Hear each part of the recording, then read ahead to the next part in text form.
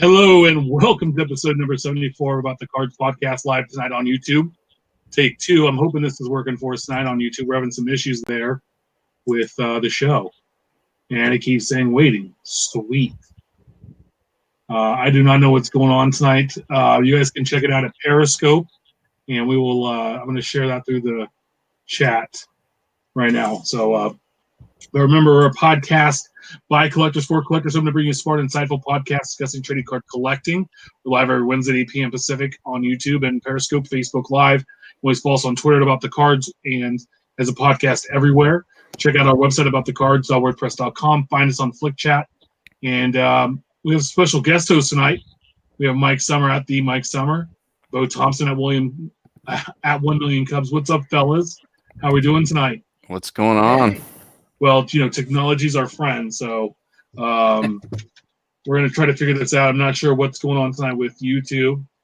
I think it's all the COVID chat brought us down, and they don't want us to be out there. That's not good. Yeah, right? No, I don't. They were something new out on it was something funky tonight when I was setting up the programming on YouTube, and it doesn't want to work. So I don't know what's going on, but we're going to get it worked out tonight so everybody can enjoy the show. But we started earlier. We did a quick few minutes of the show that no one heard or really saw unless you're on Periscope. But we're gonna have fun tonight. Steph's not with us tonight. I got Ben here with us. But Mike sent me a nice little gift in the mail today or this week because my daughter was born, and a little burp rag. So the Royals, I appreciate it. Pretty cool. Yeah, congrats. Yes, thank you, sir. Give me a second, fellas. Talk amongst yourselves about card collecting while I try to figure out what's going on with our live stream here. What have you guys been finding out? What have you guys been buying and collecting recently? What's been added to your collection? Well, first off, I'm impressed by how organized you are, as opposed to what's behind me. Yours looks a little nicer. Can you open the bedroom door, the closet door, wherever you're at, and ask your wife to come in? Because I have some questions for her. Oh, I think she would be a much better interviewee. She would, for sure. I would. I just want to say, WTF?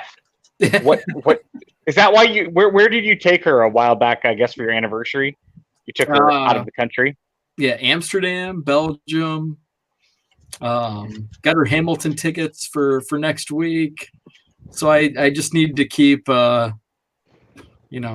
keep that going. So you brought probably what 50, 75K inside the house, and you're like, honey, guess where you're getting to go? Yeah, every truckload of cards is a new destination.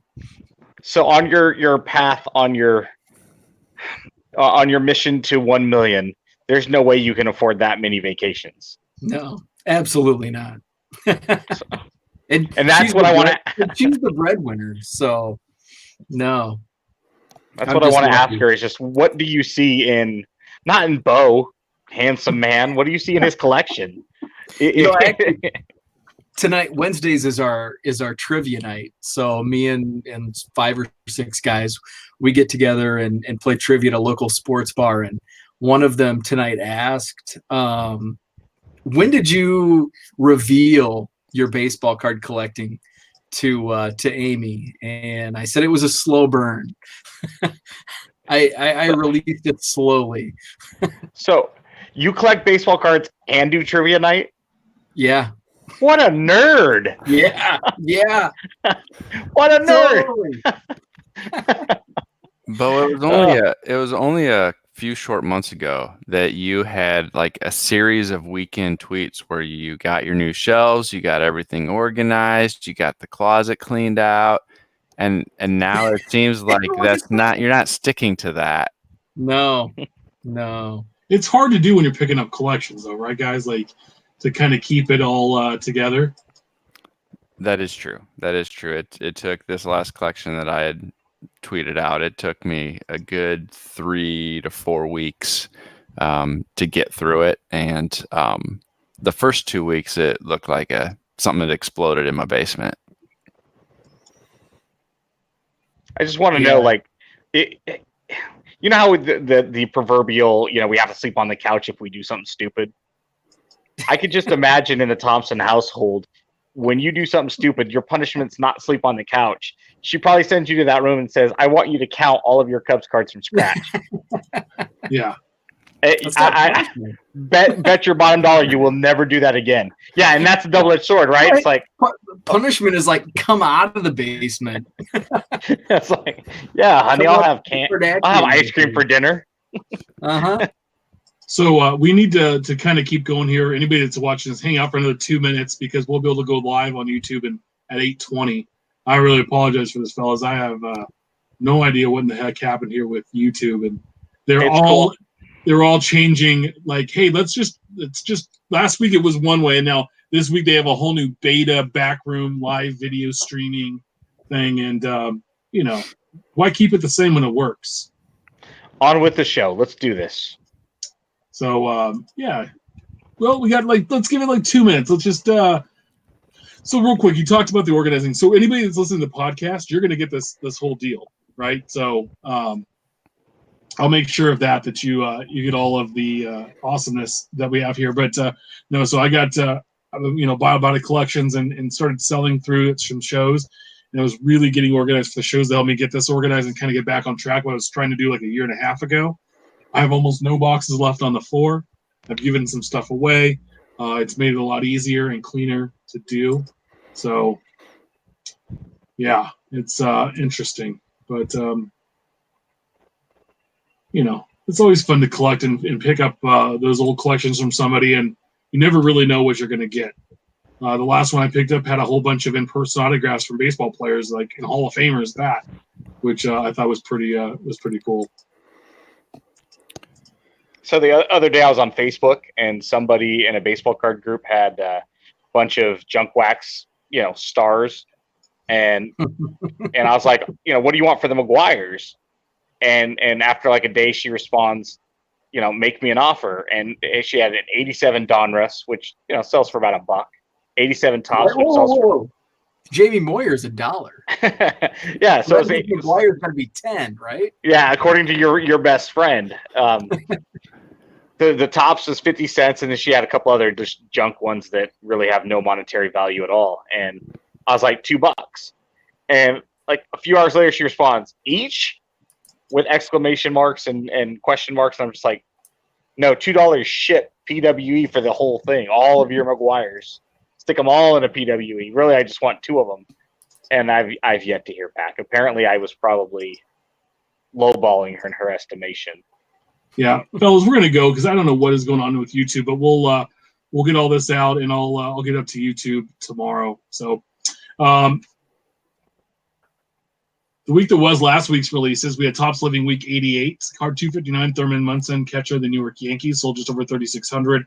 Card 260, John Duplantier, rookie pitcher of the Arizona Diamondbacks, sold over 2,100. Check out Topps Living Stat for a full breakdown of where to find these cards, where they fall respectively in the set by team and position. We also had 2019 Topps High Tech Baseball, 2019-20 Panini Certified Basketball, 1920 Panini Flawless Collegiate Basketball. We also talked about 1920 Topps NHL Sticker Collection, which got pushed back to the 27th. And then 2019 Panini Immaculate Football. Hot off the presses, this week's new releases, Topps Living Week 89. Card 261, Mike Soroka, pitcher, Atlanta Braves. Card 262, Tommy Pham, outfielder of the Tampa Bay Rays. Not a really exciting week, right? No. Pretty boring, I would have to say. Yep, we're in the winter. We're in the off season. I mean, they couldn't give us a Hall of Famer. I mean, we get Tommy Pham. Like that. That's what I don't understand. Topps Living stats surmise that most likely, with Soroka, being a Brave and Pham being a Ray, that both teams made the playoffs. So odds were probably pretty good. They were produced, quite a few weeks ago prior to the playoffs starting. So they probably are just going through what they have at the moment. Yeah, It wouldn't surprise me if over the next few weeks we don't see more representation from the 10 playoff teams. Yeah, but it doesn't make any sense to me. It's I don't know. Well, it might explain why we're only seeing 2 cards. If the artist was ahead by 12 to 15 cards, it's quite possible again that they're probably representing the playoff teams from this year. Yeah. And that they, in order to give her a break and kind of slow down the process, they, went down to 2 cards instead of 3, which will buy her a couple of weeks of rest, or, whatever the case may be. It's the timing of going from 3 to 2 cards was very curious based on what she posted on Instagram. So it'll be kind of interesting to see what teams are represented during this time frame. Yeah, no, it's just, I don't know. It's just kind of disappointing to me. I know it's quiet, but it's just like, these 2 guys are like guys that be throwaway guys on old 3-card week. And now that they're together, I think we're going to have under 2,000 this week for one of these cards. It might be the first time it gets that low. This, 2 weeks ago or last week? I know maybe it's 2 weeks ago. I think both cards set the new lows. This week might rival that. Yeah, no, it's not a great one. So, kind of a pass for me this week. We also had a surprise week release this week. 2019 Topps Gallery had popped up as early as the 15th. You can find it 2 options. As a blaster for $19.99, 7 packs per box, 4 cards per pack.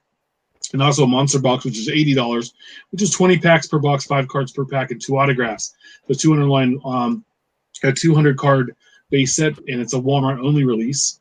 You're going to see paintings, drawings, and artistic renderings, and the monster box will also include an oversized base card box topper. So I know Ben was a little frustrated. It's like, dude, like, really? Like, hey, we're just going to, there it is. So allegedly, from what I understand, there was inserts in Topps Heritage this year, blasters, that said Topps Gallery coming in November.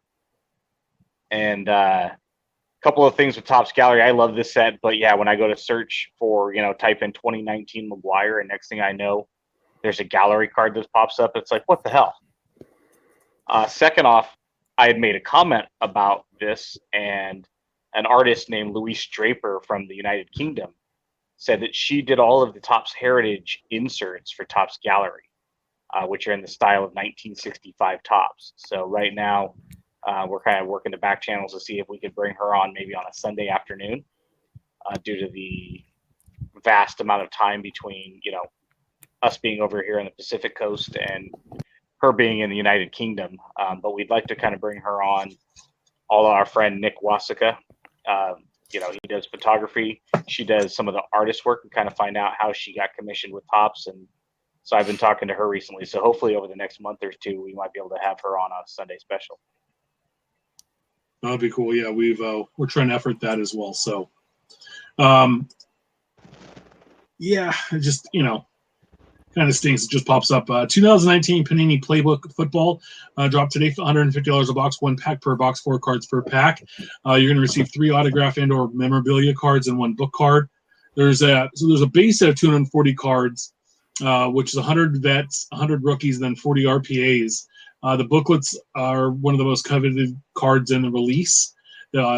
Rookie jersey autographs is popular because there's everything the collector wants, autographs, memorabilia, and a rookie. 3 in every 4 boxes will deliver a rookie playbook jersey autograph numbered to 249 or less. And also there's rumors that there's a retail release. So I think that's where they're getting the base cards, but I couldn't really find any information about what that would look like. So, I know that Playbook in 2012 was a big hit. I remember, I think Ben, you opened some of that Back in the day, they had it was like a big square book. Yeah. It looked like a notebook, and you did open up, and there's a pack here, here, here, and here. I They were never always opened cool. it. It was $200, so basically 50 cards a slot. I know that amongst others, locally, Colin Kaepernick was a big driver here because he was in that product, and I know that was popular. But you also had Luck and Griffin and Trent Richardson and Nick Foles and some guy named Russ Wilson.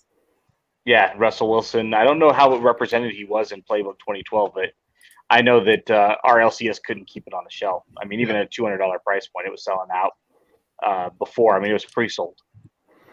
Yeah, that's just one that I just have not gotten into. You know, those real high-end things are just they just don't do it for me. I like a lot of cards, obviously. Yep. We also had 2019 Panini Flawless Baseball drop today. We actually talked about this 2 weeks ago in episode 71. Real quick, it's $1,250 a box, 1 pack per box, 10 cards per pack, 7 autos, 2 mem, and a gem card. So not much difference with Flawless. I mean, it's been like the umpteenth Flawless release we've had in the last 3 weeks. So, if you want to check that out, check out episode 71. It's a good one. Our buddy Jimmy was on Kentucky Cards, and we had a lot of fun talking about eating Snickers bars. What's brewing next week's release is 1920 Panini Absolute Memorabilia Basketball, 1920 Upper Deck Black Diamond Hockey, and 2019 Topps Transcendent Collection. I know Ben's can't wait to open his few boxes or cases of that product. So save your pennies. I'm curious. I just got a notification that my Walmart Panini Prism basketball order is supposed to arrive on Friday, and they charged my credit card. I know originally that was the release date. I'd heard a lot that it was being pushed, but they just charged my card, and the order says I should be getting it Friday, but there's no tracking number yet. So I don't know if that's just a Walmart deal or if some retail is actually going to hit early. It might just be the Walmart's jacked up and it's still pending from the original order date, but we'll see. Because I think that was supposed to be the first week of December. It's supposed to drop. So yeah, so we'll see. Interesting. All right. Something to keep our ears and eyes on. So if you keep us updated, Mike, I'd appreciate that. Yep. We'll hop in Infield chatter. So I can't believe this. We talked about this last week. We just talked about it now. Jimmy Mahan at Kentucky Cards. He had the 1920 Panini Prism draft picks, 1/1 Zion, RJ Barrett that sold for over $15,000. It was going to Children's Home in North Carolina. All the money.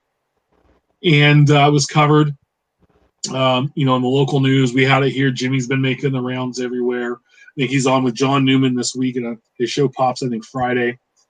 And the card didn't sell. The card sold, but the buyer reneged and didn't pay for it. Backed out.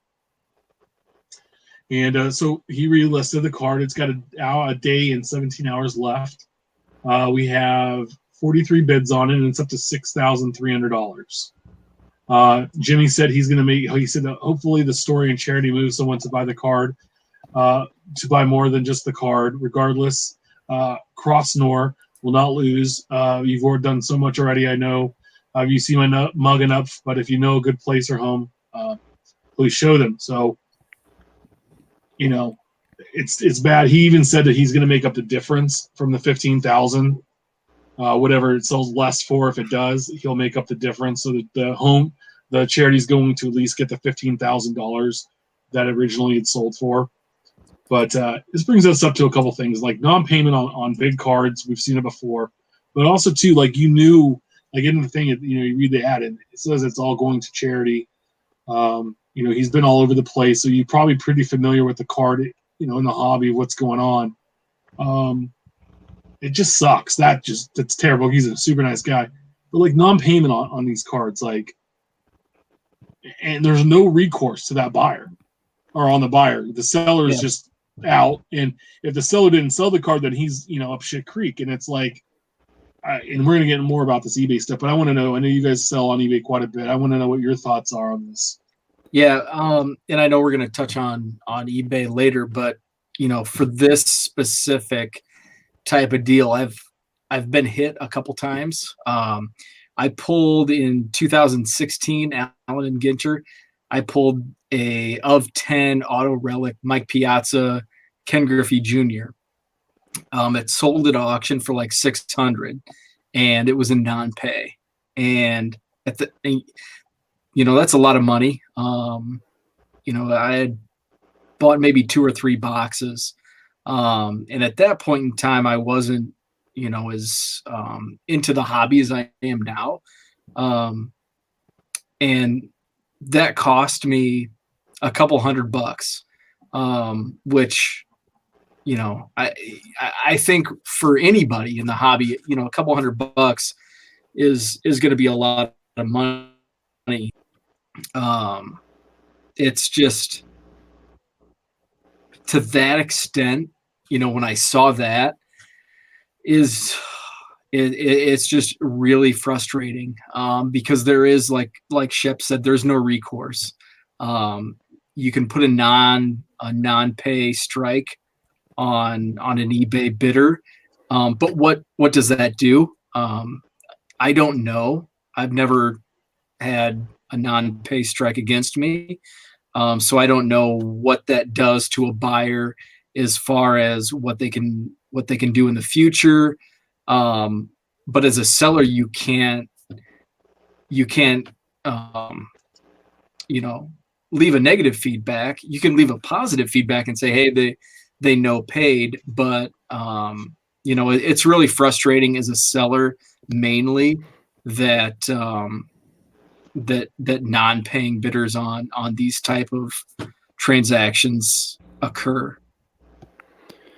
Yeah, it stinks. It's especially with it being such a high dollar card and with the money going to a good cause. I just don't know if there's a whole lot that you can do. I mean, you have pay or non-pay. Even if he did pay, he's got a month or 2 to file a return if he wants, and then it's still out the door, it's still out the window. You have to refund, and that might be even worse because you would have already donated the money, right? And so the money's gone, right? And so it's just one of those things. I think that in today's environment that we're dealing with, selling online, it's just part of navigating those waters and one of the risks that you take. And I don't know, for me, that's one of the reasons I'm real hesitant to list high dollar cards, especially 5-figure cards, on eBay. Yeah, and there was almost zero protection for sellers, and they protect the buyer, amazingly, which it's almost to the detriment of the site because there's some shady buyers that we talked about before. I didn't, PWE, I hadn't received the card and never came. Even with tracking, you can say, hey, that thing never made it to my house. It says it did, but it never came. Give me my money back. And eBay will tell you you have to give them the money back. So it's just frustrating to me that a site that it just doesn't protect the people putting the product on there to sell it, that's making them the money. They're not selling their product on there. You're using their vehicle to move your product, and they're taking some of the profits that you're making. So it's bad for Jimmy. We're going to keep following this. I'm hoping we can get some word out there and the next day to bump that up as high as it can go, and see. I thought it was a pretty large number for the card, being that it's a draft pick card or whatever. It's still very cool, but at the same time, the story behind it adds some, and the fact that it's going to a charity has something to it. It means more than just what the card is, right? It's kind of what the card stands for now. It becomes one of those cards with a little bit of a story with it, and that does help sometimes increase the value. If you look at the Wagner that Gretzky and the dude owned, right? The Bruce McNall that was trimmed, that has a little bit more of a value on it, even though it's been altered and all these other things because of who owned it and the story behind it. So, speaking of shipping, so our buddy Drew's cards at DWill66 on Twitter what the hell? I just bought a card on eBay. The guy shipped it in a McDonald's bag, and in a box, no top load or anything. Have you seen anything like this before? So since we don't have Steph here tonight because he's out on assignment, and what that means is he's out having some beverages. But let me see if I can get this photo up here and share. This is the picture he sent of just boom. The card was sent in a McDonald's bag. It doesn't look like it was used because usually in McD's there's a big grease stain somewhere. I don't see that on there, but at least really? It was in a box. Yeah. What do you got in the box? I would tell you this: we're really hard on this show with people that don't know how to ship. But you know what? I like that guy. That guy had some cojones behind him to send that in a McDonald's bag. So I give him credit. Sorry to Drew. I hope the card came, in good condition as it was paid for, and but that's awesome. Well, and the best thing is that Steph's wife ordered one of those Black Cat Panini hot off the press cards or whatever, whatever they have. And the card came, let me see. It was she sent a picture of it and it was bent. It came in a top loader and the top loader was bent and warped like this. Like it looked like almost a W. And they paid like $8 to ship it, and Panini's like 5 minutes down the street, but that's the only option they had, I guess, through this site or whatever, through the Panini site to ship their hot off the press card there. So they were too busy getting a checklist together to worry about shipping. Okay, they have priorities. Okay. So anyway, it's just fun. I love to talk about the bad shipping stories as long as they don't happen to you. Sometimes they can be fun. So our buddy Chris Torres at CTR Sports Cards said this out. Flagship's a little light. CRT. What did I say? CTR? Yeah. Yeah. CRT Sports Cards.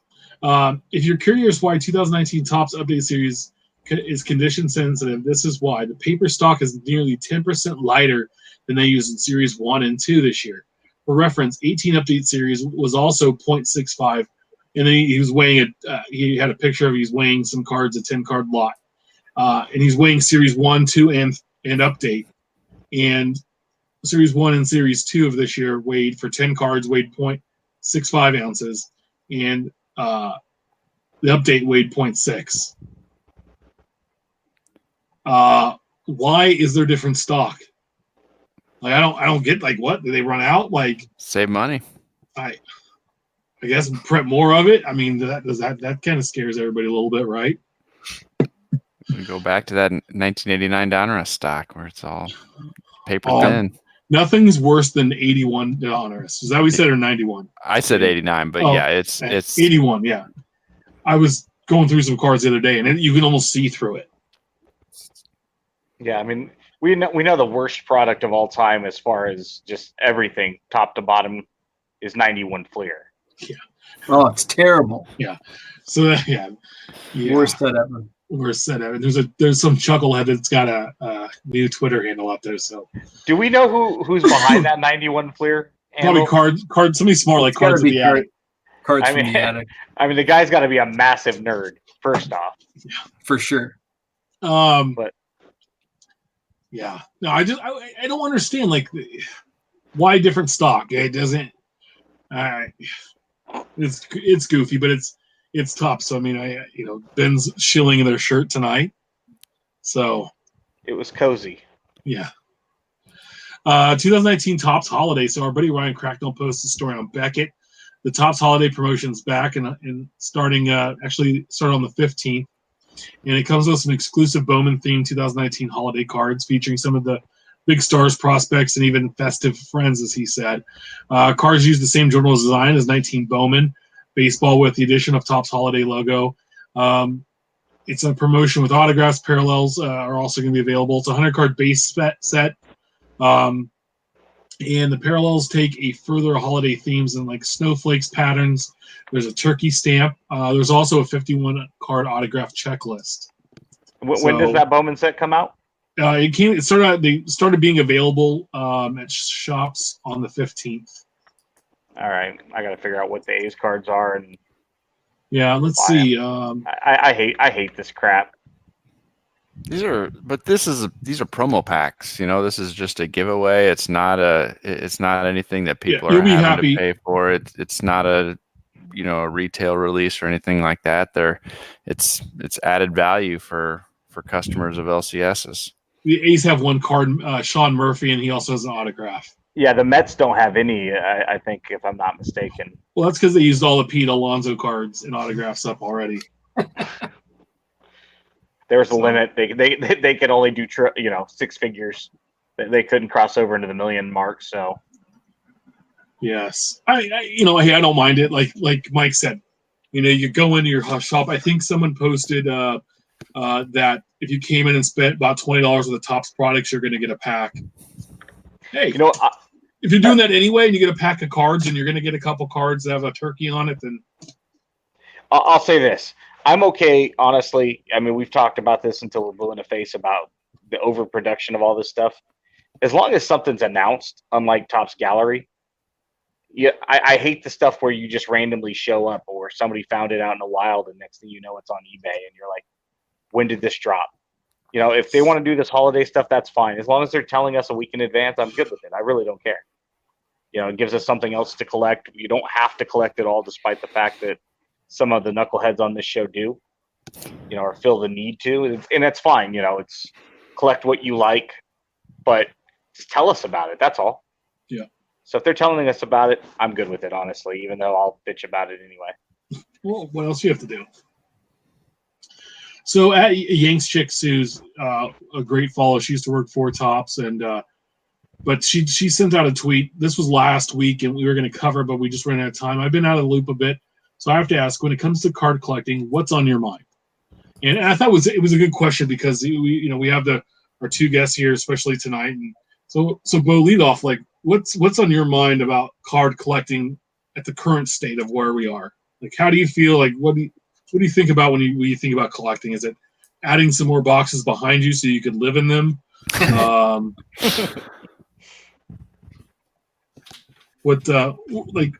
anything pop off that's like, oh?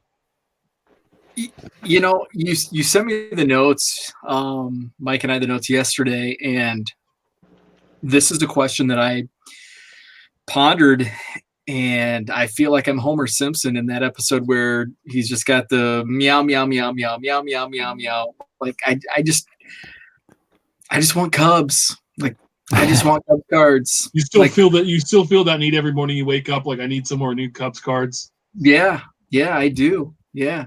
Yeah, you're with 365,000 now? Yeah. That's all that's going through my mind. I'm still having fun. The hobby is still fun for me. If a new product comes out that I want, I'll buy it. If not, I don't. I don't have too many thoughts on that. I wish I did, but what products have been catching your eye lately that popped out or that are coming out? To be honest with you, not many at all. I think we talked about Once a Cub earlier in the broadcast, and he brought up a great question earlier this week on Twitter about FOMO, and it seems like 2019 is the biggest year of FOMO in the hobby, and for me, it hasn't been. I've really reined back on what I've been buying.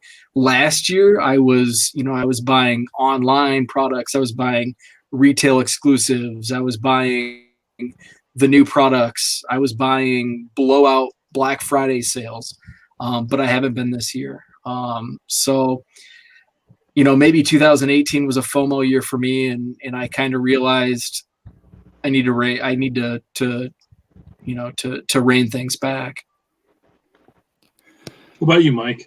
Yeah, for me, I think I've been thinking a lot over these last couple months about just the way that I'm approaching the balance of collecting as the hobby and the fun that I have on the entrepreneurial side of trying to be self-sustaining and offset my costs and make a little extra money on the side. 18 was a huge year for me of pre-ordering cases. I think I had 16 cases that I had pre-ordered, which is huge for me and where I'm at in the hobby. That scaled back to about half of that in 19, and so far in 20, I think I'm going to completely shift away from pre-ordering any cases and really focus more on buying the collections. I think I have more fun buying these collections, going through them, figuring out what I'm going to hold on to myself and what I can flip and list on eBay and Sport Lots and send into ComC, and continuing to kind of build up all of that inventory while adding to my own, collection for free. And I think I'm having more fun doing that than I was busting new wax. And so that's kind of where a lot of my attention has been focused, less on the brand new sealed product and worrying about getting in on pre-orders for that, and shifting it more towards collections.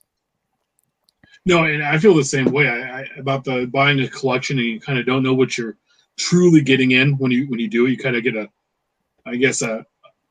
30,000 look view at what you're buying, and sometimes you're gonna take a chance and say it ends up going in your favor, and sometimes it doesn't.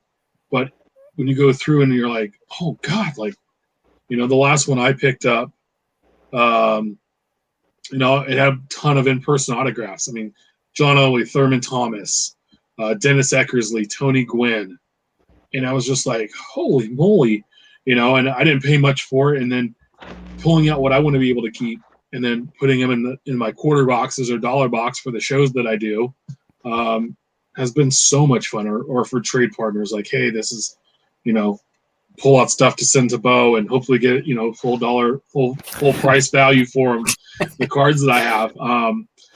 But that's kind of what I've done. And recently, and I don't know, I talked about this on the show a little bit last week, is that I'm going through the cards I've kept for myself. And I said, do I really need a 6th-year Garrett Cole base card? I already have it in my set. Do I really need an extra one? Or do I really need to pull that out of the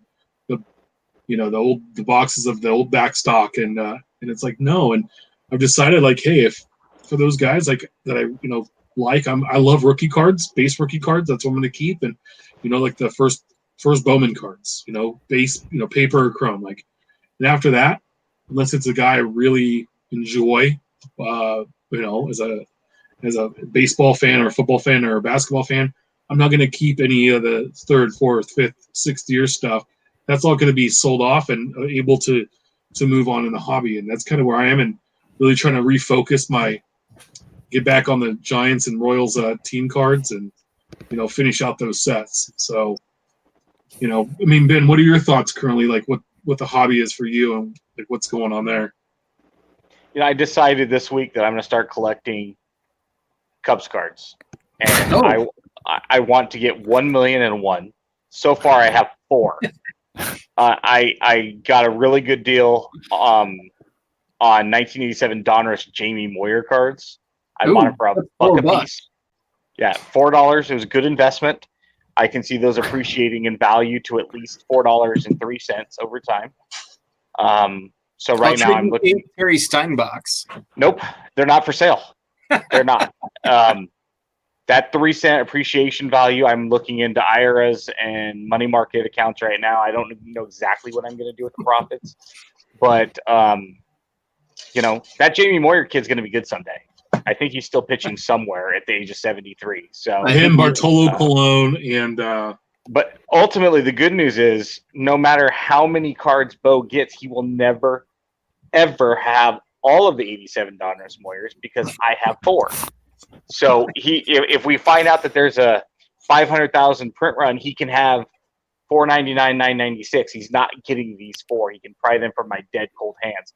All he can hope for is that I have a heart attack and die before him. That sounds like a Dateline episode. It is. In fact, I'm watching.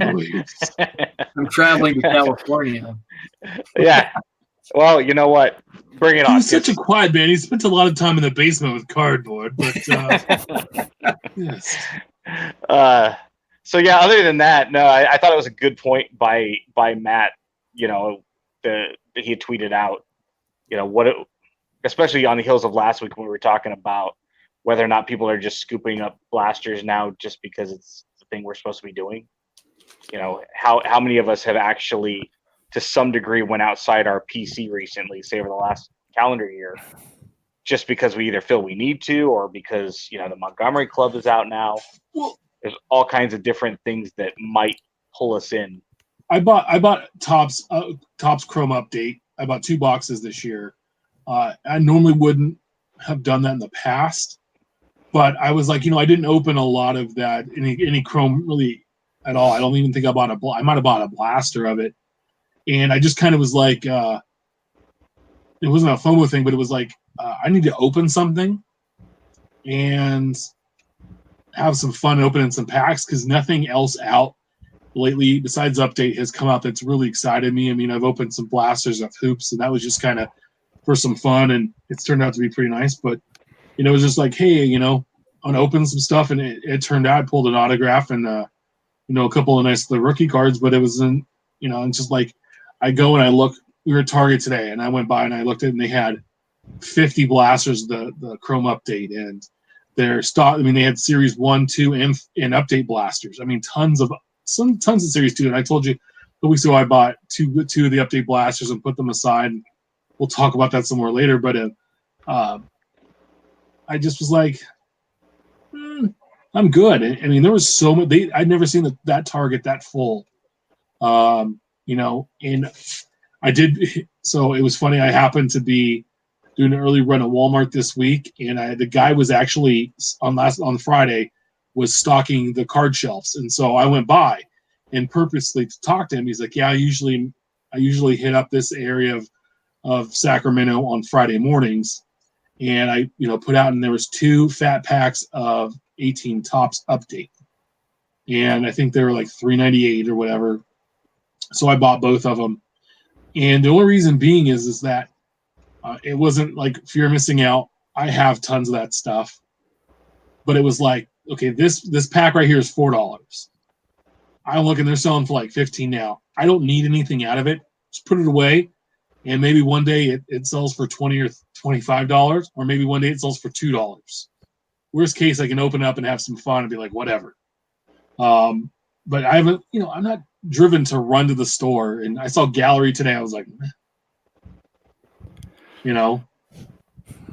I just think that some of these are newer collectors, and we've talked about this before on the show, Ben, is when you get back into it or you get into it for the first time, figuring out your lane and where you're going to be. And it takes 18, 24 months to do that. Maybe sometimes longer. Maybe you're looking at 3 years to figure out, because you can't collect everything. Nope.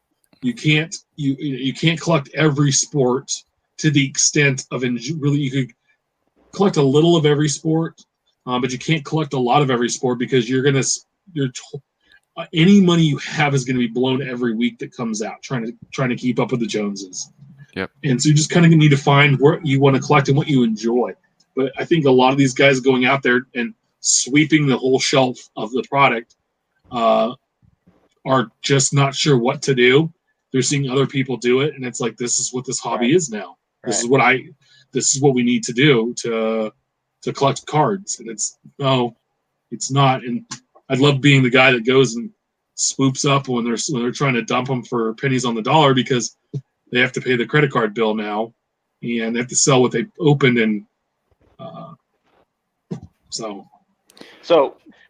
I know that both Tim and Mike, you guys agree that if we had a spare $20, you guys don't see an issue buying a blaster and sticking it away for a rainy day, even if that rainy day comes a year, 2, 5 years in the future. Beau, I know that you will go through the quarter box and buy cards that you feel are undervalued or potentially could be something with a deep appreciation value in the future.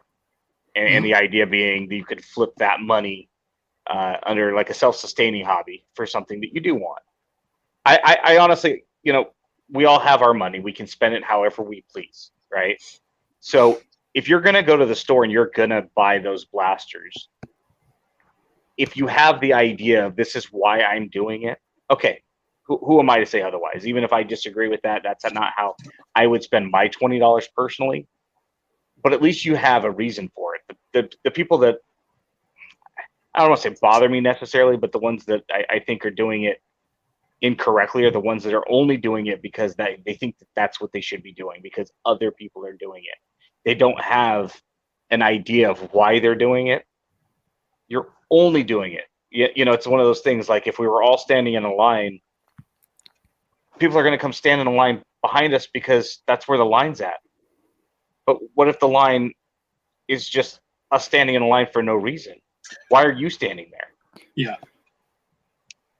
Yeah, I think that's it. I mean, I don't get, like I said, I support, like, I'm glad that there's a retail option, with some of the apparent manipulation that we've seen between distributors and hobby shops, or distributors getting product to hobby shops and artificially inflating some of the price. If people are able to get product at a retail location at close to suggested retail price, great. I'm all for that.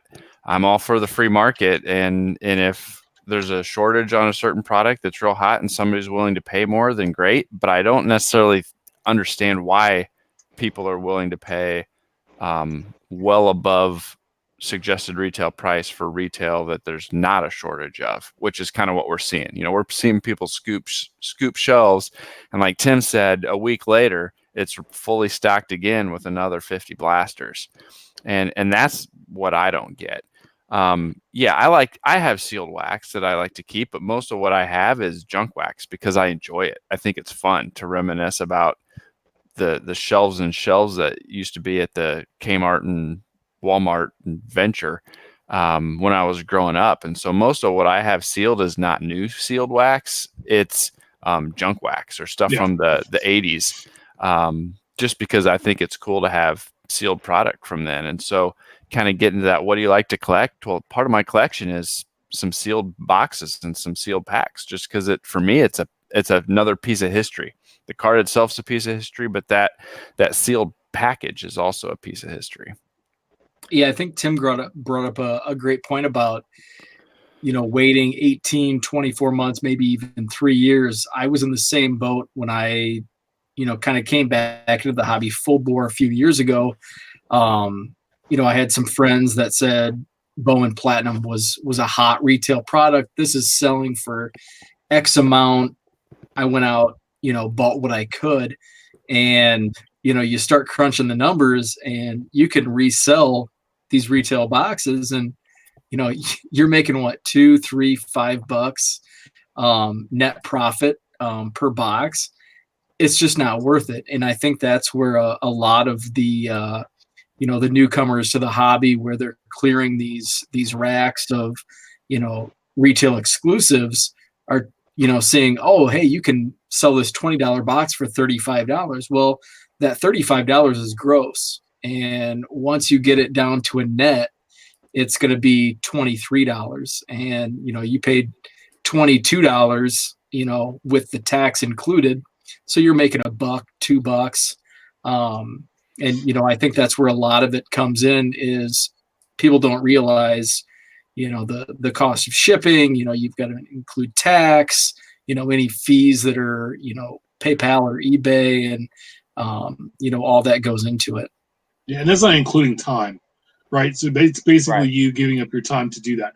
And like in some of this stuff, I'm willing to donate my time to this because I enjoy cards, and it takes I don't know, it just stressful day of work, or you turn on the news and you watch the news, right? And everything that goes on, and you're just like, dude, like I need a break from reality, and just need to go and have I say some Tim time, and go in and sort some 86 tops, right? And I'm just like, I feel so much better. Retail has a very good value to a lot of people, and I'm going to bring up one point. So we're going to have 1920 Panini Prism basketball coming out. Mike brought this up earlier. Blasters are, you're going to get your 8-packs, and you're going to get 88 cards or so in your box. And I think Prism's probably less. It's probably in the 40 to 50 range, whatever it happens to be, right? You're going to get a nice selection of cards. You're going to spend $20 on the blaster. If you were to buy a Prism retail box or a Prism hobby box right now, they're in the neighborhood of $400. And distributor pricing that I have a little insight here into, people are paying about $125 for a Prism box from the distributors. Now, it's all free market. If you can get $400 for it, get $400 for it. Panini always puts a minimum value on their product of what it has to list for so long, and it is that price point of 120. It looks 122. It looks like right now that's the list price. So you have to sell it for at least that. So they value that at, let's say, $120 product. Or I'm sorry, the list price is $150. I apologize. The list price is $150. So they believe that the 22 Prism cards, the 2 autographs you get in there, the 144 cards you're going to receive are worth $150. But these boxes now are selling for $400. So you're talking $250 of inflation. So those cards really better be amazing, or you have to hit one of the best cards in there to make it worth that $400. And Prism, we're lucky enough to be able to have retail Prism to buy at $20, and it's easy. You feel better about burning up $40 than versus $400, right? You might not get the autograph, but you might get the base. Or you might get that, Prism purple or pink or whatever flavor of the week it is, and feel pretty good about it. And so that's what the good thing for me is, that it's out there. But this product is a sweep the shelf product, and these blasters will be online for $40 or $50, $60. And guys, a blaster's not worth that, especially this product. You get to buy if you want a rookie card or you want a card of a certain guy, just buy it directly. Let the other guys spend all their money, and let them buy the brand new car. Let them drive it off the lot, and a week later realize they can't afford it. Then go in and buy what you want because they got to at least make some kind of a payment to try to keep the car. Yeah, I'm trying to figure out, I ordered 10 mega boxes from Walmart, and I'm trying to decide now if I want to mess with opening them, if I want to sell them online, if I want to sell them to my LCS. I don't know what I'm going to do with them yet. Are those the ones with the red, white, and blue parallel? I'm not. I don't even know. I ordered them when they were on there, and I figured these are going to be hot, and it's either going to let me get some, like you said, at a reasonable price if I want to open some up, because I'm definitely not paying full hobby retail. Do you mind sharing what they were running a box? I think I paid $35.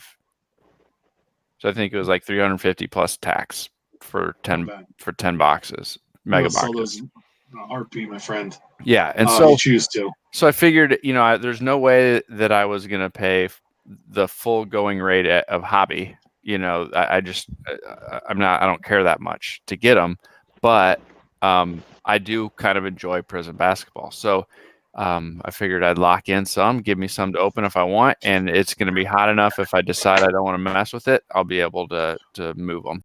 Yeah, and my thing is, I've kind of enjoyed Prism basketball the last couple of years, and so this year I'm probably not going to open any unless I find a blaster here or there. But I know I'm going to go be able to buy a base set for about $50. Yep. It might or even less, maybe like $20, and not include the rookies. I have to go pick up the rookies individually. Okay, that's fine. It gives me a little chase element that way. Zion's going to be probably a pretty expensive card, but you know what? I can go get everybody else I'm looking for and wait till the off season or something. It's just interesting how retail was always an afterthought, I would say, the last couple of years, and all of a sudden it feels like this year that retail is like, oh, look what's there. Oh, we can really, and it's like, I think it's the hobby distributor price increase that we've seen, and I think there's still debate out there on whether it's truly market driven or if it's being manipulated. I think it's fair to still have that conversation, but I think the fact that so many hobby prices were inflated throughout this whole year, people are seeing that they can get retail, and yeah, they might give up a hit or two, but a lot of people still don't care about those hits. Heritage is another product like that, if you're about collecting the Heritage base set, retail is almost the way to go, because you get short prints at the same distribution rate as. But it's scary because the collation is pretty bad, because I once bought 2 blasters and they were the same blaster. Yeah, and I've seen that happen a little more frequent. When I did it, I bought a full sealed case of blasters, and so the collation on that was pretty decent. But I know, if you're just picking up random blasters here or there, you can get a lot of duplicate packs. But and how many blasters are you buying though, Mike? Hypothetically, if you're trying to piece together a set, what would be your magic number? When I bought that case, so there's 16 blasters in a case. I had a couple full 0 to 400 sets, and I was still a few short of the short prints to finish the set, just like I would have been on a case of hobby. But the case of blasters was what, $300 instead of $800 or $900. Well, yeah, because even in 18, like that got real inflated because Otani's autographs were in there, and it went from you could always count on that you'd be able to go in and walk in and buy Heritage box for the neighborhood of $100 plus or minus maybe $10, depending on any of the rookies that might be in there. All of a sudden, it was almost a $200 box. Yeah, and it was like that was one that the reason I did that was because I had pre-ordered a case for around $750, 60 something a box. And I think I was able to sell it before it even came out back to my LCS for like $1,500. And so then I just paid $300 for the retail case and ended up for my PC doing the same thing I wanted to do, and walked away with a whole bunch extra to use for, other things throughout the year. And so it was kind of a no-brainer because of the way the product is packaged and the nature of the product itself. It was just a no-brainer. So all that's a long story for, I think there's a time and a place for retail. Some is a better deal than others at SRP, but I have a hard time ever paying or understanding why people are willing to pay a whole lot more than suggested retail. Yeah. Now I have a question for you, Mike. So, and I do this sometimes, maybe when I guess justify when I buy a blaster, if I just feel the need, like when I bought the Chrome update, right? I just felt the need to open something. I think at some point in time, most collectors have that itch, right? Yep. Because the majority of what I buy is already open stuff. But I was like, what? As you know, you do shows and you sell in Sport Lots and all the other channels. Yep. Do you ever justify like, okay, I spend this $20, I might pull out something I'm looking for that I like for my PC, but I also can have now turn around. I now have inventory I can turn around and sell. And, if I hit a certain number of cards, I always look at the cards and go, hey, if I pull out if I'm able to pull out 20 cards out of here to put my quarter box, and then I get a couple of cards for myself, I feel like, hey, I did a pretty good day opening that blast. Do you feel the same way, or am I off point on mine? A weird spot just justifying my purchasing? No, I think there's a piece to that. Depending on the product, you may or may not. You still might have to get lucky to recoup your cost. It'll definitely offset it some. The other reason that I will still buy the random blaster or hanger box is because it creates content too. When I'm writing an article for the blog, I like to have some of that product in hand, right? So it gives me pictures, it gives me product in hand that I can be writing about. I'll often record it and put it out on YouTube of opening a blaster or a hanger box, so it gives me video content. So I also, and maybe I'm off pace too, but I'm also partially justifying it by the content it's giving me for YouTube, Facebook, the blog, and all of that type of thing. Yeah. Plus, I sell off all the extras. Well, and it's funny as I went to the LCS, I bought this clear update set from '87 for $5. Knowing in here there's a McGuire, there's also Greg Maddux and some other guys. And I've bought a handful of these over the years, but $5 I couldn't pass it up. I'm able to turn around and sell the Maddux, and I keep the McGuire because I keep all McGuire second-year cards in my collection. But I pull out all the other stars, and I'm like, I was able to find almost enough cards minus the McGuire and the Maddux to put my quarter box that almost paid for that. I think it was about 80% of the value back. And so those are things that don't pass up. We've seen now these new honey holes open up, right? And they're not huge, but people have been going to Party City and picking up awesome, packs that haven't been available for a couple years.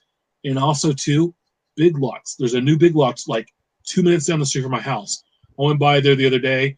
They had some 2017 Donruss fat packs, $5. I bought 2 of them. I didn't hit him Mahomes, which is who you're looking for, Deshaun Watson. But I hit a Cooper Kupp, some other middle-end guys, Mike Williams was in there, and nothing huge.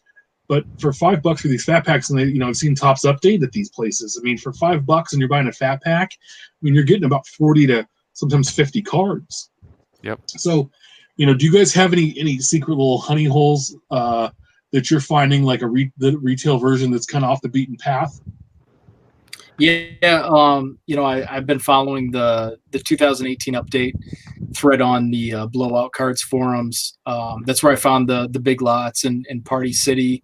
So I went to my nearest Party City. I found, I think, 5 fat packs last week of 18 update. Ripped them all. Pulled a couple rookie debuts of Soto and Acuna. But I do have, whenever I go to Chicago, I kind of take a back way. If I'm going to the northwest suburbs, there's kind of a small town Walmart, and it is just absolutely loaded with cards, and usually it has like 3 or 4 of the bargain bin, boxes. So I've been able to find some great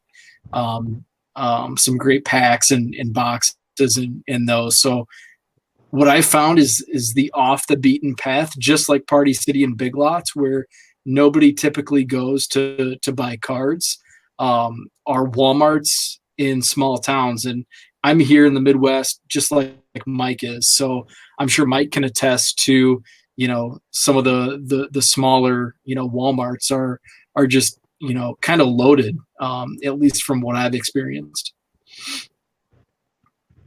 Yeah, I haven't found anything that's been consistent. Every once in a while there'll be something random, or every once in a while our dollar store will have something in, but nothing reliable or consistent.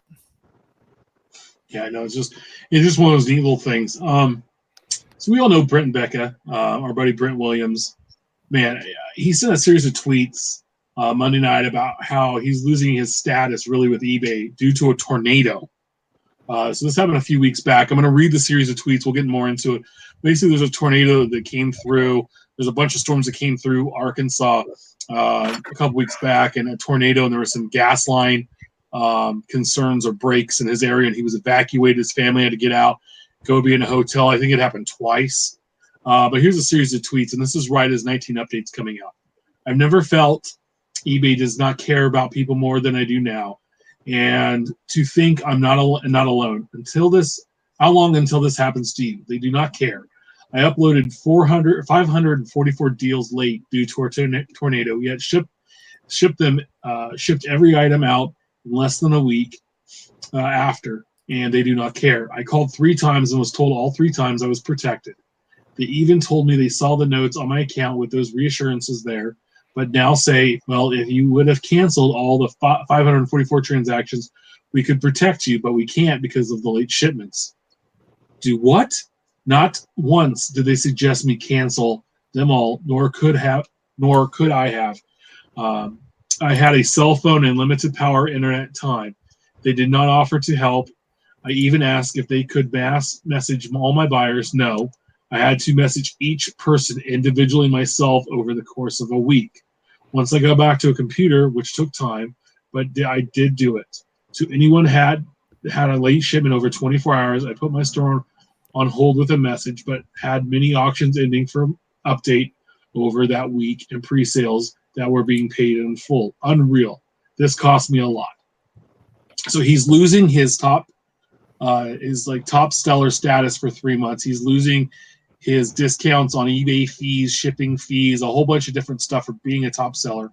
I think he has like over 600,000 transactions or feedback. He's been on eBay for 20 plus years. He's been a power seller, all these different accolades that they give eBay sellers.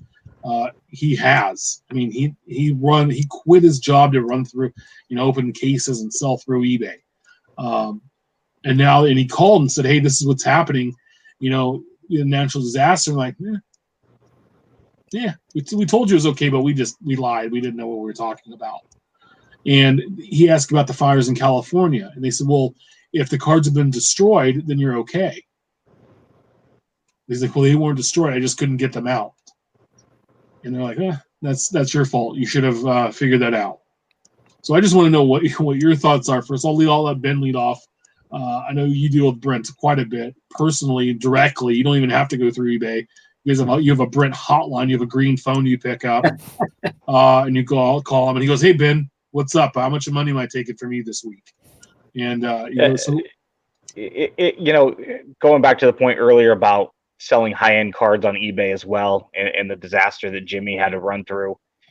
eBay is almost like the hot girl that you want to date, and she's dating other guys in front of you. It's almost like she's doing everything she can to make you not want to be a part of her life, but at the same time, she's so beautiful that you just can't help it. It's like eBay is doing everything it possibly can to hurt sellers, but because it still has such a great reach, we can't quit it. We still go there because it has everything that we want, whether it's eBay fees, whether it's PayPal fees. They're not going to give us back our final value fees if there's a return. I mean, what they did to Brent sucks. I mean, he has pictures of a tree that fell down blocking his street 2 houses down. Neighbors' houses were hit. There's a gas leak that forced he and all of his neighbors to evacuate for days on end. And how is he supposed to sort cards amidst that, right? Now I buy from him directly. As soon as he sends us the email, it's like, "Brent, as long as you and your family are okay, I don't care when I get my cards. That's secondary. It's not a big deal, right? If I've got to wait a couple of weeks for you and your family to get back, you've been displaced." I mean, I'm just saying, the guy's got, how many sales does he have? And he has 100% rating. It's like, it's like, have a heart. Understand, look at his track record with you. The fact that, I don't know if he's one of the top sellers on eBay, like, for ranking people that do volume, but he's got to be near the top, right? He's got to be the upper 1% with a 20-year track record. And you're going to just screw him because you can? Because he didn't get everything out within a 24-hour window? Come on, man. If there was another alternative, it would be fantastic, because I think all of us would quit eBay tomorrow.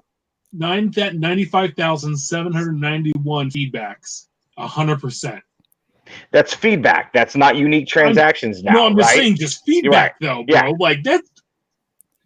You probably could look at that and probably say that he's probably got to be close to 1 million unique transactions. Oh, I think he posted that with somewhere like 900,000.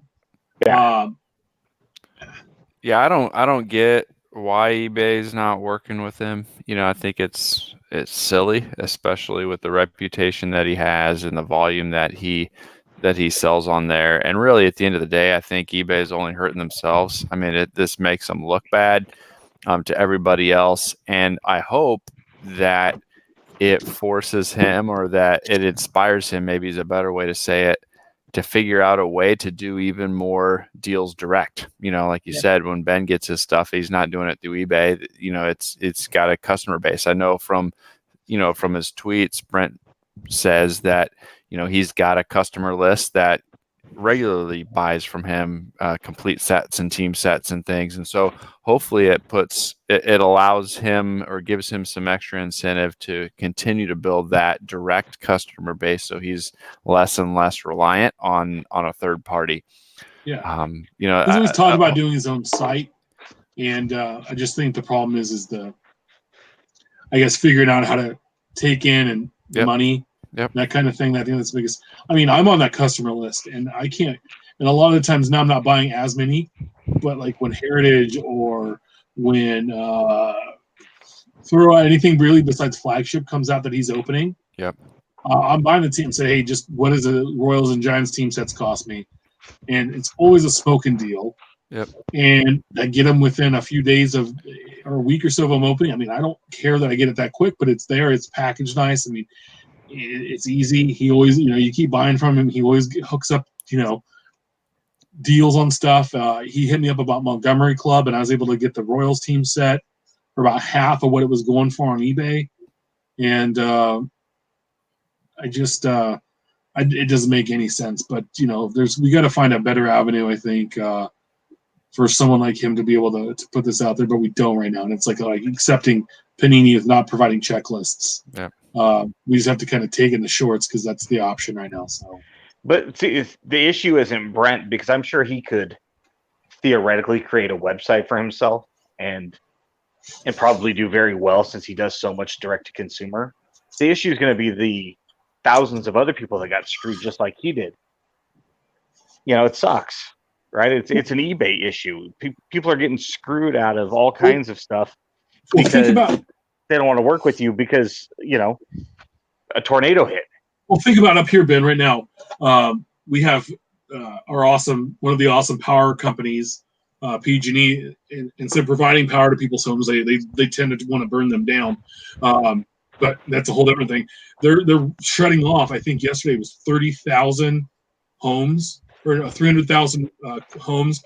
We're not going to have power due to a storm that might come through, and they were scared it was going to make their lines fail, and start a fire. They're that scared because they haven't kept up their stuff, and so then they shut the power. So if you had an eBay store and you have no internet, no electricity, and no way to reach out, what are you supposed to do then? So it's a frustrating point. If they're doing it to somebody that does that much business on there, what's that mean for the four of us selling on eBay? They essentially threw him the middle finger and said, whoops, we really even don't after care. He reached out to them and said, hey, I'm not able to do this.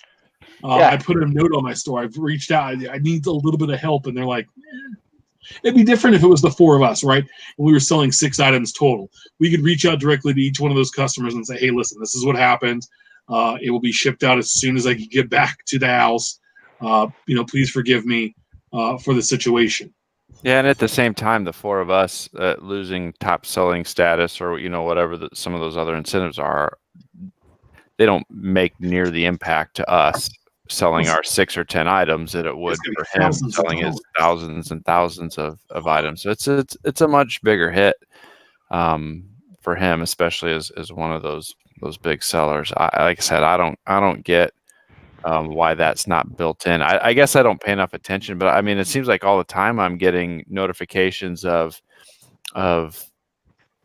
how they're taking care of people in natural disasters or a hurricane or whatever. Like, it seems like I'm always getting notification of things in my store. So maybe I'm not paying close enough attention to see if they're really protecting people or giving grace periods or what, but well, yeah, go ahead, Beau. That's my biggest concern as a seller. A low volume seller is, if something, heaven forbid, would happen to me, they're not, and they're not taking care of Brent, who does that type of volume. 99% of the sellers on eBay, they're not going to take care of. And I think anybody who does work or has worked in corporate America, where it's all about benchmarks and hitting your numbers, I think that's all eBay's looking at. Is they don't care about, if it's a natural disaster or if it's this or it's that. They have numbers in front of them. You have to meet those numbers or criteria. And if you don't, well, tough luck. You're a piece of paper. You're a number on a sheet to them. And, exactly. I did that for a decade, and that's the worst when it comes down to it. And you feel like that the other day. It's just Yeah, it's not a good feeling. I guess I just don't get it, right? Like, I mean, I just looked on my account real quick, and here was a note from October 31st from eBay. It said seller protection extended to sellers impacted by the fires and power outages in California. So our hearts and go out to the thousands of people that have been impacted by the fires in California. We're going to blah blah blah blah. If you or your business have been affected, please call customer service to let us know. We will apply the following seller protections. You will not receive defects for stockouts or unresolved cases with buyers, and your late shipment rate will not be impacted. And so, I guess I've seen those things regularly, so it surprises me that a proven tornado would not qualify for something like that and be a similar situation, right? That's just it's just stupid. And just to put things into perspective real quick, the last time that eBay had a fee hike, Brent had sent out that it was going to cost him anywhere between an extra $4,700 to $5,400 a year just because of the fee increase, which should tell you the kind of volume that his business runs. So when he's losing discounts associated with, any type of shipping discounts and whatnot, we're talking about an incredible amount of money that it's going to cost him because a natural disaster hit near his home, and eBay's not willing to work with him. And that's just unfortunate to the point where it should make all of us not want to conduct business with eBay. But again, it's a necessary evil that most of us, as long as you're associated with this hobby, you're going to either have to buy or sell on there at some point, regardless of how many times we hear what happened to Brent, or a buyer backs out of a $15,000 sale with one of our friends, or somebody buys something. And then saw something earlier today. Somebody bought a Lamar Jackson Prism card and then told the buyer, or excuse me, the seller, can you cancel? I just bought 2 earlier for cheaper, so I don't need yours now. And even though it's inexpensive, it's still sold. Now you've got to go. Can you get your final value fees back? Probably not, according to the new bylines of PayPal. And then you still have to relist that item, and the pain in the neck that it is on behalf of the seller. Again, there's no recourse whatsoever. There's no black eye. There's nothing that we can do to the buyer. The buyer just gets off and doesn't have to pay. Yeah. Whether it's $1 or $15,000, it doesn't matter. The dollar amount doesn't matter. As far as like customer service, when people are like, "Oh, I spent X with your company, so that gives me, more to say than the next person." It's like, no, we should treat everybody the same in that sense, right? Let's find a solution to your problem. When I worked at Best Buy, they would go, I spend $10,000 in this store a year. And I go, okay, cool. And most of the time they have like the reward zone membership. So I could look up or I could just look up the receipt if I put their phone number in it. And I'd be like, well, last year you spent $900 here. The year before that you spent $98 here. You've never spent $10,000 total since we started tracking your sales X number of years ago. So you're not buying $10,000. And I said, I don't care if you buy $1 million worth of crap from us. I'm not taking back the TV you dropped when you tried to mount it on the wall. That kind of stuff. We talked about this last week, and Ben and I, we had one of our conversations about buying and holding old wax, and and Mike talked about this earlier, and I just kind of want to get in that conversation a little bit more in depth. I mean, Mike says he's got a bunch of old junk wax. Most of the stuff I have is 87 Tops related. It's one of those things, and I think that sometimes I heard a guy talking at the LCS a couple weeks ago that he has really stopped investing in the stock market, and he's taking those funds and he's buying higher end product. And I wanted to vomit. Well, hold on. I wanted to vomit in the trash can. And the reason being is that it's that to me is not the brightest move in the world. And the reason being is just go back and look to when we were kids, right? we all had parents or friends of the family, or even ourselves, or people we knew, right, that were going to Costco. They were going to the big club stores and buying a pallet of 90 Donruss and thinking it was the next 1950, Ford Tops, and they were put in the garage. And they had storage. No wonder there's storage units full of 90 Fleer basketball, right? And that's just not smart. But having a product like you have a close relationship to, right? Like that 91 Fleer guy's probably got a basement full of 91 Fleer cases, which is cool. It's my stuff. I like 87 Tops. The first year I collected, so it's like I have an open box of every version they released that year. Or if you find something like, hey, like that's a really good deal, I can buy it today and always know that I can at least get that money for it. And then later on, if it goes and doubles, then I can sell it. I don't need it. I can go buy more stuff that I want. But then if not, I can open it and have some fun, and like I would have done anyway with that $30 or $50. I just kind of wanted to see what since we have two different, I wanted to see what your guys' opinions really were on that topic. Since Ben and I had our discussion last week. Oh boy. Obviously Ben and I have gone rounds on Twitter on this, but I will admit, the I word and investing in baseball cards, I think it's dumb. Despite my interactions with Ben, however, I do on occasion dabble. And now that we're in November, this is a good time. Blowout cards, and they have some great Black Friday sales. And, I follow the forums, and year in and year out, everybody complains like, oh, the deals this year suck and they're so crappy. And that's why they're on Black Friday sales, but you could always find a hidden gem.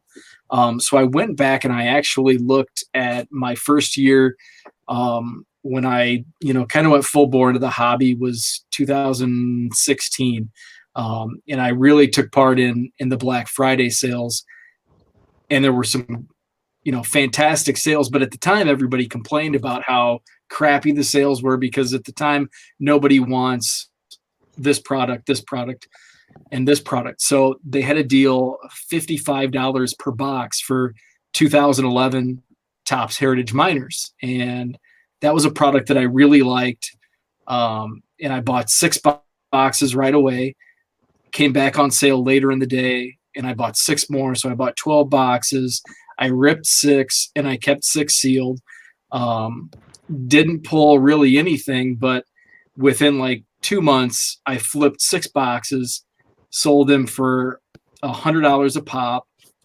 So I basically netted about $20 per box, which isn't much. So I went back and I was just curious, 3 years later, what those prices were, in 2 boxes within the last couple of weeks at $300 a box shipped. So, obviously I'm doing the math, and, that's a pretty good deal. There's some other good deals that, sealed wax, can be, a great investment.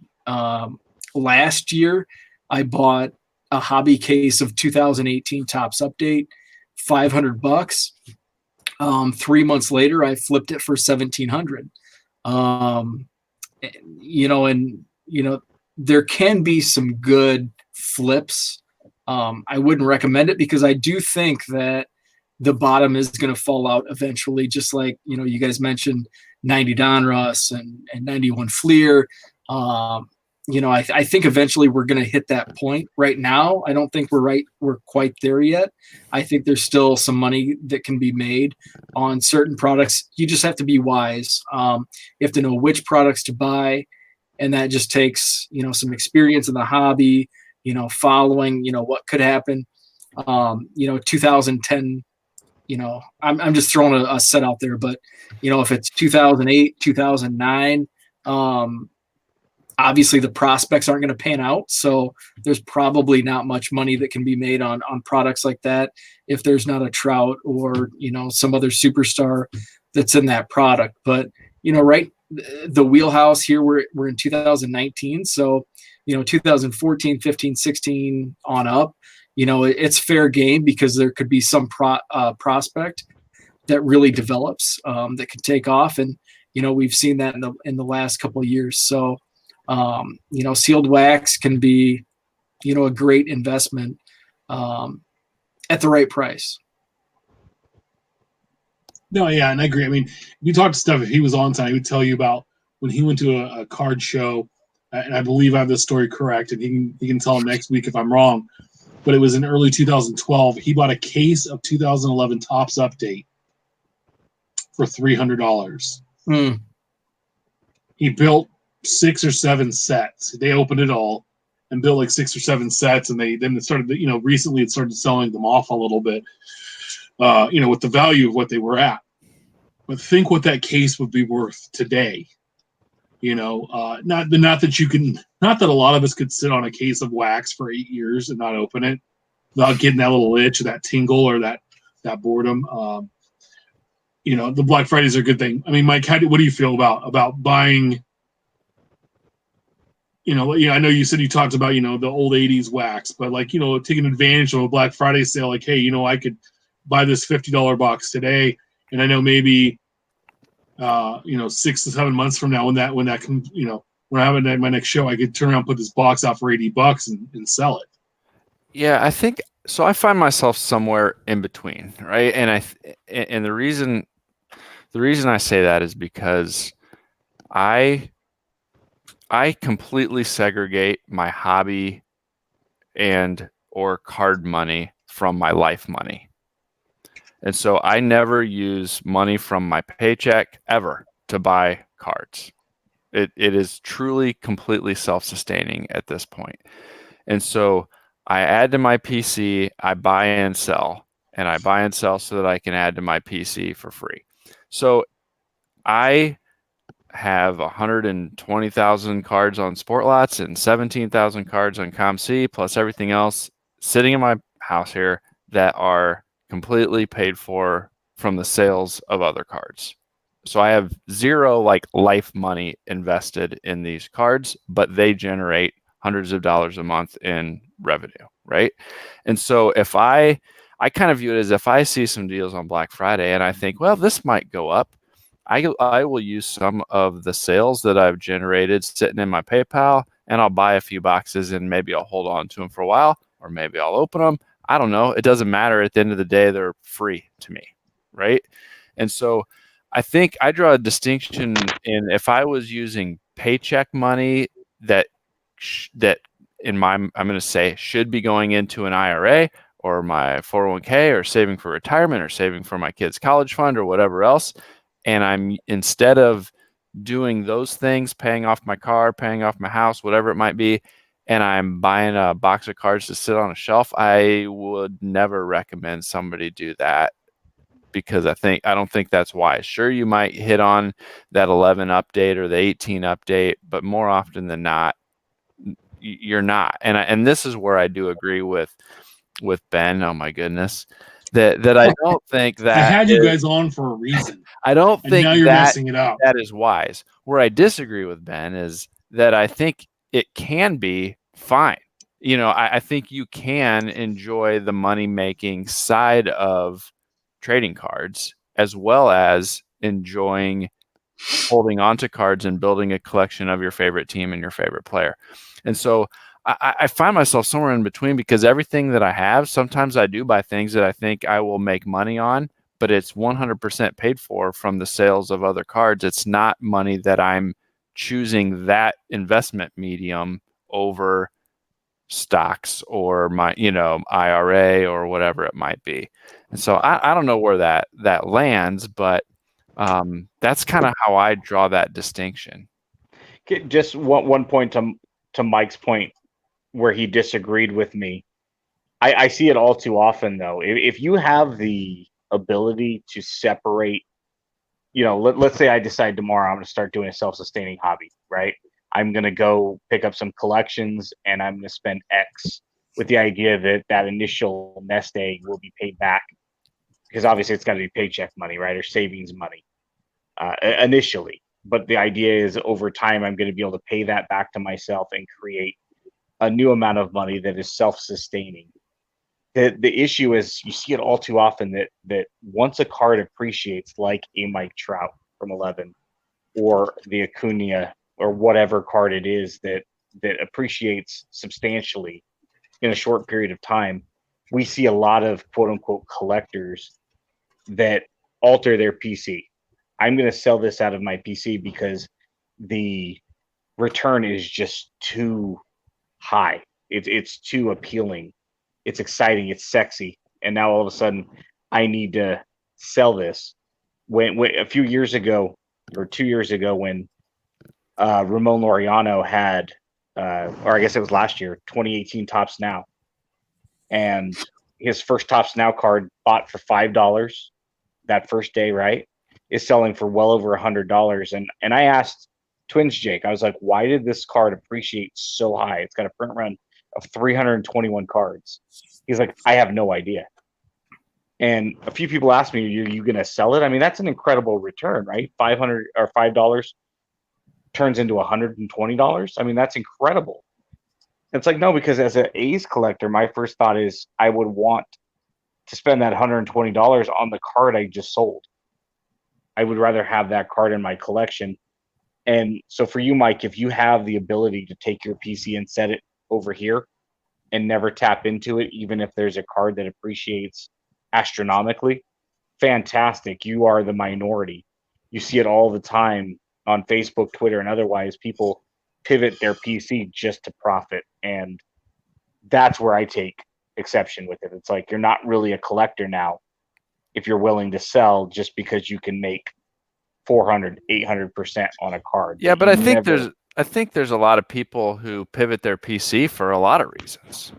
You know, it sometimes it's financial reasons, sometimes it's because, you know, you decide you don't like this guy because he beats his wife or he beats his girlfriend, so I'm going to dump this guy, I'm going to find a new one. Or maybe you've got a local hero that, like, people pivot their PCs all the time. Sometimes it's because of card values and sometimes it's for other reasons. Well, my thing too on Ben's point now, a Topps Now card is not a main release. It's an online only stuff, and having that versus something that's released out to the public's a little different and the way I PC. So if I had a Royals Topps Now card that was selling for 10x or 15x of what I paid for it, to me it's like, oh, that's cool. But if I really wanted to buy, say a Willie Mays, right, to go to my Giants part of my collection, I would sell that Topps Now card for a Willie Mays card, right, or a different or higher end player. Because I mean, really, vintage Royals besides the 75 Brett, there isn't really anything. So that's something you could look for, or like a parallel, a low numbered parallel.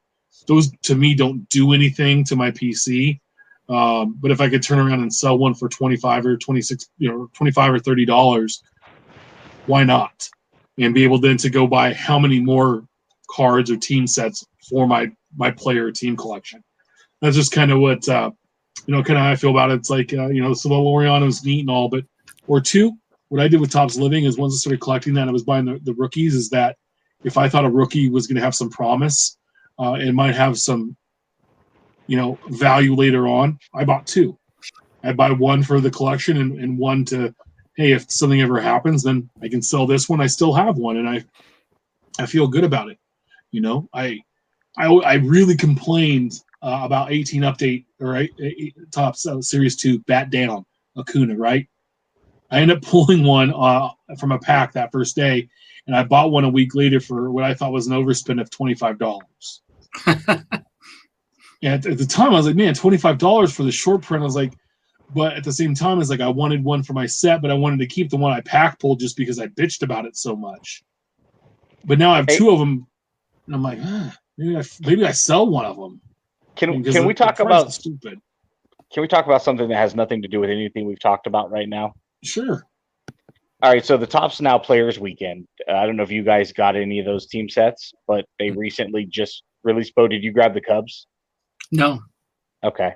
So the way it worked was this was the first year that they did a relic, and it delayed the release by a couple of weeks, and because of that, they added a sixth card because they've only done 5 cards in 2017 and 2018, and which delayed it even further because now they had to get rights to that 6th player now. So the whole thing was a mess, and it literally just came in less than a week ago. Despite the fact that Players Weekend, I believe, was the first weekend of August, if I'm not mistaken, right around the time of the National. So the way the relics worked was depending on what team you got, your relic was always going to be the same player. So for the A's was Chris Davis. And your relic might be numbered out of 1, out of 5, out of 10, 25, 49, 99, or above. My question is, I got one of Chris Davis numbered out of 25. So presumably you have 25, 10, 5, and 1, right? So that's what, 41 cards? And then the next one above would be out of 49. I just looked on eBay right now, and there's one listed out of 49, but there was only 61 team sets sold. So how could you have one out of 49 and 25 and 10 and 5 and 1? The math to me, I'm not a numbers guy. Well, they probably started at 1 and worked up to 25, and they're like, okay, well, we'll make X number and then we'll number those out of 49, and so essentially there's only 16 out of 49 available, probably, or whatever it is, 20 out of 49. Yeah, whatever the actual math works. Yeah, that would be my thought. So that there's not a 21 out of 49, a 22 out of 49, so on. Whatever numbers, they left out. And they probably kept a couple from each of the numbers, like the 1 out of 5, or the 2 out of 5, or the 3 out of 10, and the 7 out of 25, and the 8 out of 49. They kept those in case they had damages, and then sent out more of the 49s. I call shenanigans. So, they always do that, though. They don't ever put all of the relics in it. Anyway, so we really want to talk about, we're running a little heavy tonight. It's been a weird show, stupid technology. I promise it will be fixed next week. Don't freak out if you see another show pop up like this week or this weekend. It's just going to be maybe me and Ben testing it out to see if it works. I think Steph's still going to be recovering from all of his Whataburger and his Crown and Cokes. YouTube, this Copa thing's going on. We talked about it earlier. But we didn't, because we didn't. I don't know if it's going to be on there. I don't remember. Basically, it's this Child Protection Act, and I have a feeling that's kind of what affected the show because there's a button I might not have clicked, and I think that's what happened. Basically, it's protect kids from getting, I guess, issues with online content. Yeah, adult content, and Ben's definitely good adult content. Somebody was doing a podcast tonight or a video on YouTube of how it's going to just totally end the hobby on YouTube. I don't feel it's that way. I want to get into more details to talk about next week. I don't really see it affecting what we do here because, again, we're a later show. I'm going to say, hey, we're an adult show, I guess, because every once in a while a bad word's dropped, and you have to look at us, and we're not the prettiest things to look at late at night. So I think you want to be adult. Right.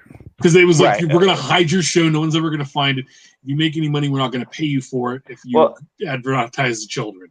Yeah, and as long as you're not blatantly marketing towards children, I think the way I understand it in my limited knowledge that I have, you'll be fine as long as you indicate. It's when people are marketing and towards children and don't indicate that.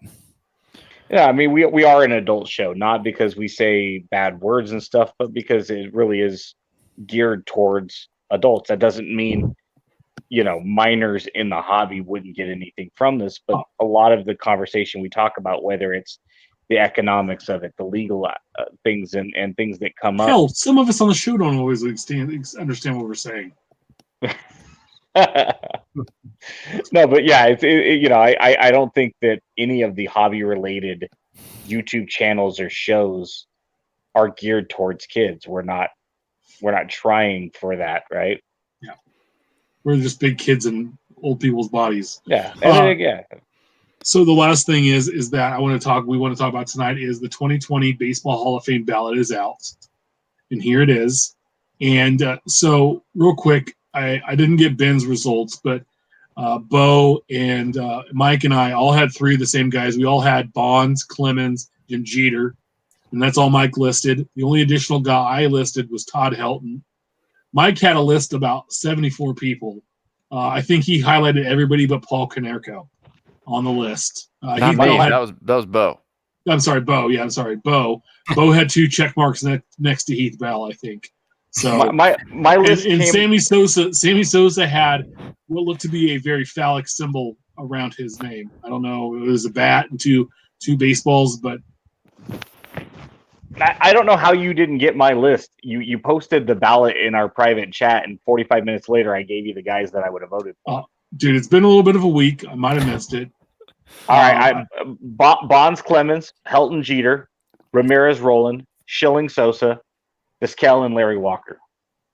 See, I was on the board with Larry Walker. Jose Valverde didn't get any love. No, neither did Chavez or Giambi, who I think are making their first appearances. Yeah, but I'm who did not you have just on your an A's list? homer. Well, so Ben and I agreed on quite a few of these. I had Bonds, Clemens, Jeter. I also had Todd Helton. I had Manny Ramirez, Sosa, Vizquel, Larry Walker, and I think maybe Pettit. I had 10. I maxed out.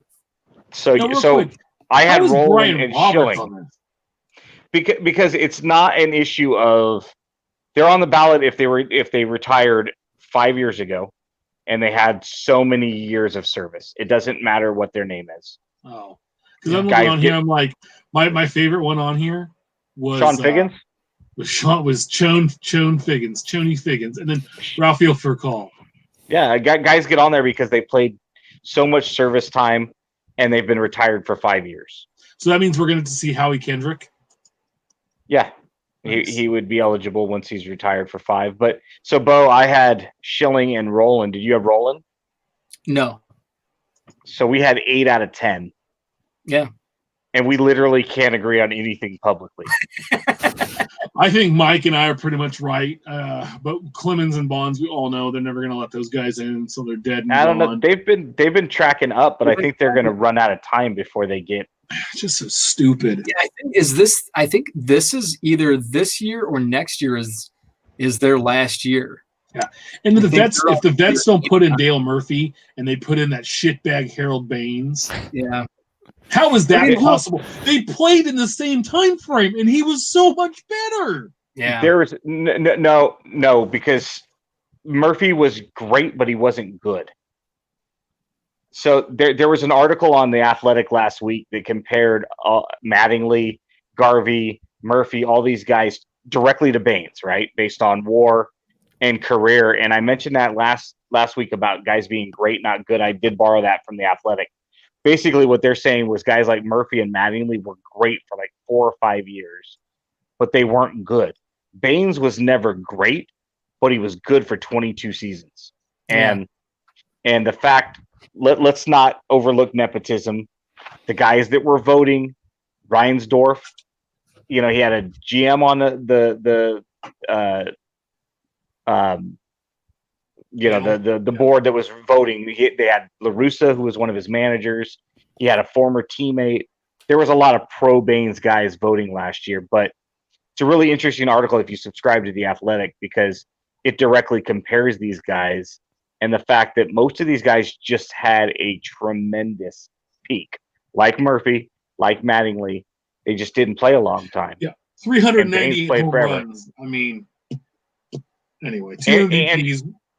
Andrew Jones is another guy that's going to fall victim of the fact that he just all of a sudden fell off the face of the earth at the age of 30. Just because he like Alan Trammell and Lou Whitaker, like and Jack Morris and Harold, just because they played for ever. The key is just play up for a million years, and you'll be a Hall of Famer.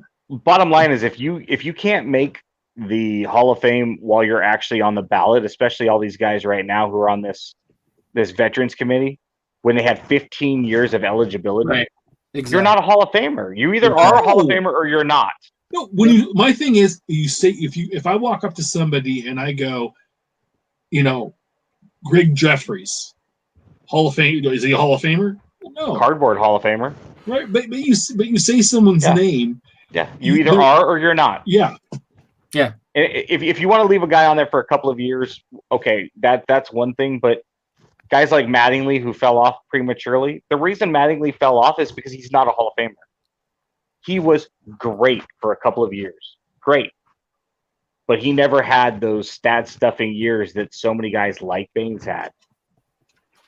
And that's the bottom line. It's just it's frustrating to me. And like, in 15 years you weren't good enough to get in, but the guys actually watched you play and wrote about you playing. But if they were NFL players or NBA players, they would all be in because they let marginal players in all the time, especially the NBA, which is a farce. The NBA is just basketball Hall of Fame. It's not even right. Yeah. So guys like they Bill Walton, include college, international. Yeah, Bill Walton's a Hall of Famer and averaged horrible. I mean, he had 2 good NBA seasons. Yeah, but that's just because his feet sucked. But his son's a coach, baby. Yeah. But that's the thing is he's not an NBA Hall of Famer. He had great years at UCLA. Cool. Like everybody right now is talking about Phillip Rivers being a Hall of Famer. Dude was a great fantasy player for 10 years. But he's not an NFL Hall of Famer. But he'll get in because they let everybody in. He's better than Eli Manning. Anyway, all right, guys, we're going to end it tonight. It's debacle. I apologize. We have 2 amazing guests on. The first 10 minutes of the show stunk. It was all messed up. We don't even have our great listeners and viewers commenting, which is my favorite part of the show. They're so much smarter than we are most of the time. But we'll get it fixed next week. My apologies. We've only done this 74 times. You think we'd be smart enough to figure it out. We're not, but whatever. I put that on me. Any final thoughts, fellas, before we head out, Mike or Beau? Yeah, I'll be headed to Rosemont this weekend. Chicago Sports Spectacular, big card show. They do it twice a year. It's the same place as the National. Don't eat the hot dogs, though.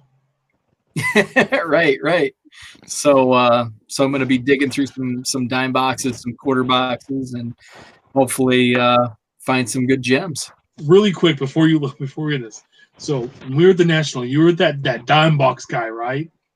I found him the last day that I was there when I ran into you, or the second to last day.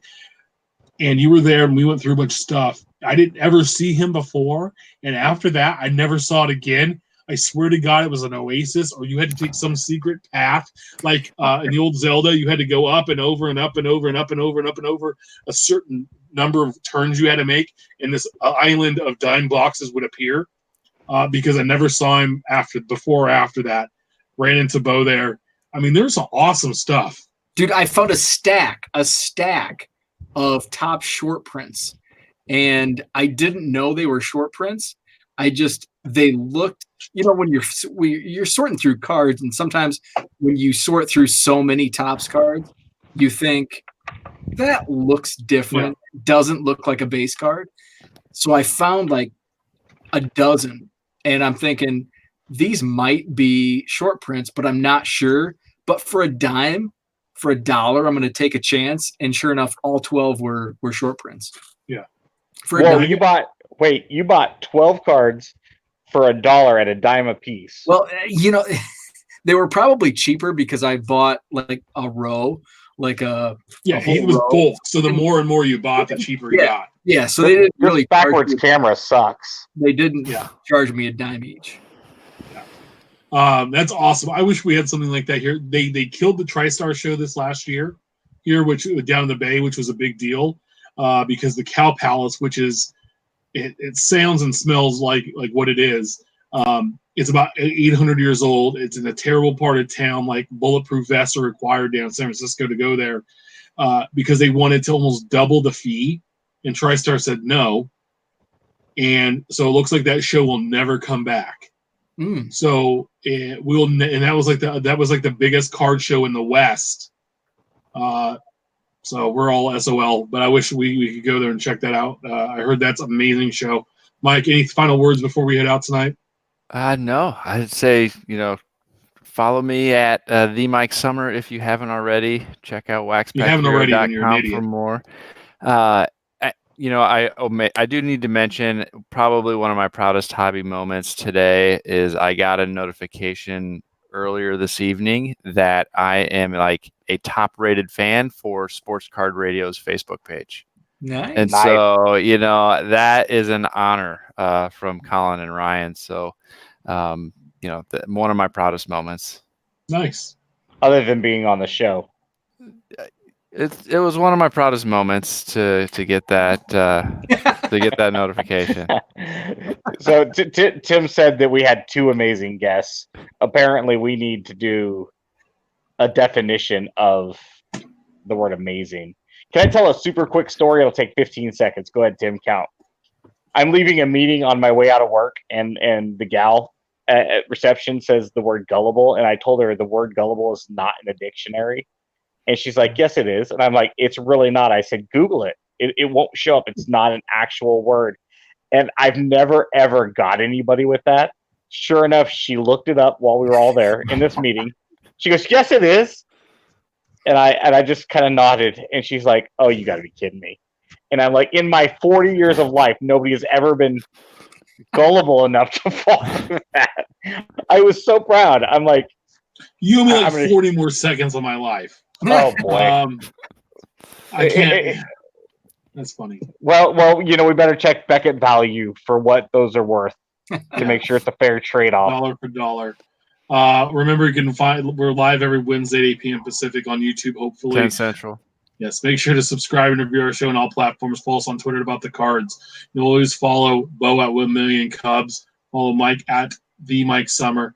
You can follow Ben at Our Trading Cards. Follow Steph at John Quack Swins. Always follow me at Big Shep 79. We appreciate it. We share your hobby stories and your great pulls and your questions our way. Keep collecting. We appreciate you all. It'll be better next week, hopefully, and we'll see you then. Good night. Later.